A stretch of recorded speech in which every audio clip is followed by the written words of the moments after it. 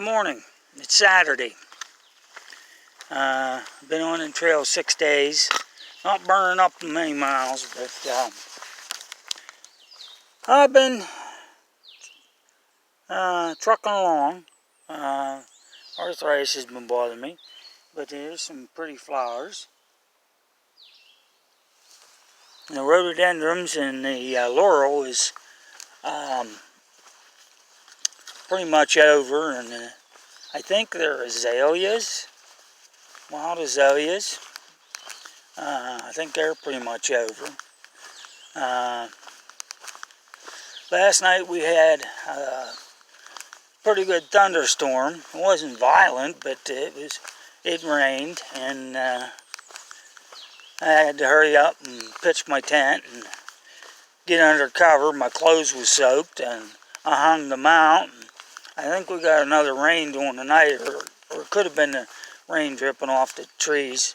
I hung my clothes out, but they're still soaked. So I had to pack them up in the tent. So I'm going to have to quit early and hang things out tonight. We're supposed to get maybe rain today, but we'll see. I think it's only supposed to be 30-20%, I don't know. But it has been pretty dry. I'm coming down over the hill. I'm hoping to get to Glasgow to resupply.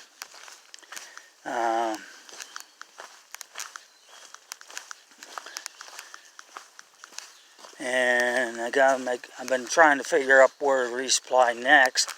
But some of those little towns just don't have the food we need. They'll have Spam, but it's in a can. And of course, with the heat, you open the can up, you gotta refrigerate it. You don't want to get yourself sick from food poisoning, and that's why the singles is so convenient. And sometimes they don't have tuna fish in the foil packs. They have tuna fish in the cans. Now, I can handle a couple cans, but you can't have a solid diet of that, because the fish oil reacts with the metal, and there's a certain amount of arsenic is produced. So if you eat a lot of tuna that's in a can, you're arsenic poisoning yourself. Most people don't know that, but if you read stories about Perry and Stockton going to the North Pole and the South Pole, some of his crew died of arsenic poisoning. And that was the reason why, the canned fish. And long story, there was an engineer friend of ours, my dad and I's. He had heart problems, and he knew he should watch his weight and his cholesterol and get more exercise. And now he did have a heart attack, but he survived it. And they blood tested him, and the doctor says, "You've been working around a trash burner." And he said, "No." And he said, "Why?" He says, "Well, your arsenic level in your bloodstream's high." Well, he mentioned it to us in the shanty when he come up to hunt birds, and said, "Get the tuna in the foil packs." I said, "The canned tuna," I said, "has traces of arsenic in it, and if you keep eating lots of it," and that's what he was doing, he was eating it in the hotel room. And my buddy Dave was doing the same thing when we was out on the road with AIS, and I told him, I said, "Start eating the foil pack."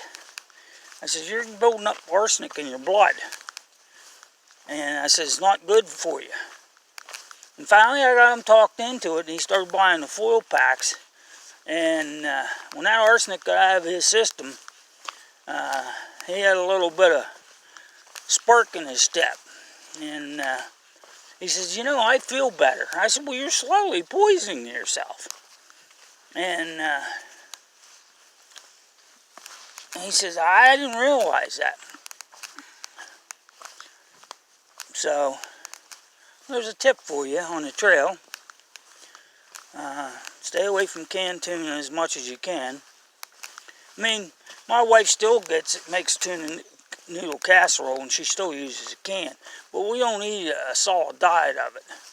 You know, your bodies will pass it off. But the single servings is just great for mixing with your north sides. The mountain houses and the other ones are just way too expensive. I can eat for $2 a meal instead of $6 to $9 a meal. I know if you go to McDonald's, it's not cheap, but when you're out here pinching pennies to try to do 2,000 plus miles on the Appalachian Trail,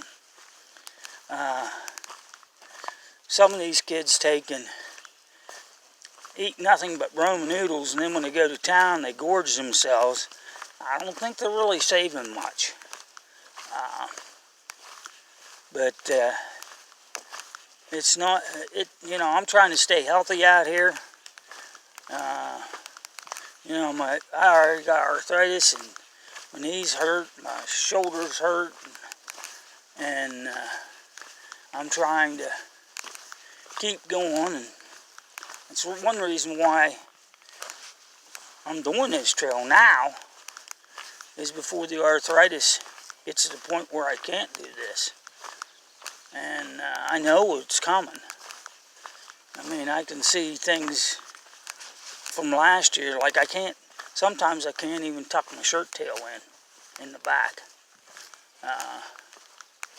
But for some unknown reason, those hiking sticks, walking in the uneven ground, I guess it's repetition in the movement is keeping my sockets lubricated. Maybe I'm going to have to get a rowing machine at home, you know, I don't know. Or join a gym that has one. The weather affects me. I can tell what's going to rain days ahead. But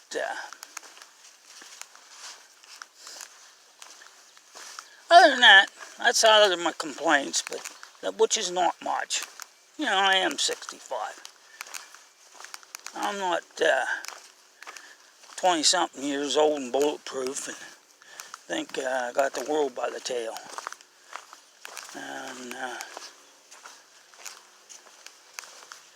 you know, I can't do the 30 miles, and sometimes I don't have the desire to do 20 because I feel so crappy the next couple days, but I try to keep building the miles up, getting longer miles so it doesn't take me forever, but I'm enjoying myself.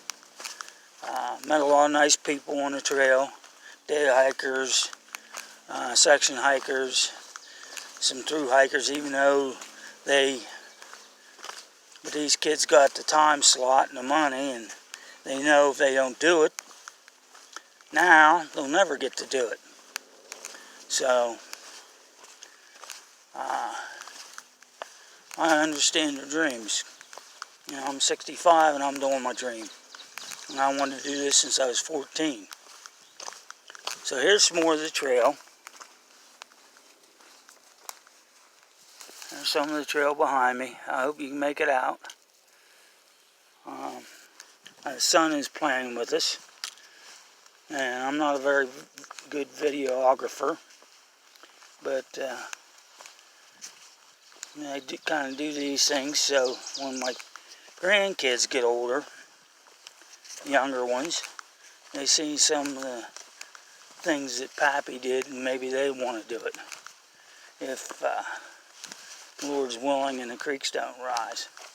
Okay, this is Wolfman 276 signing off. Done rambling for today. Have a great one.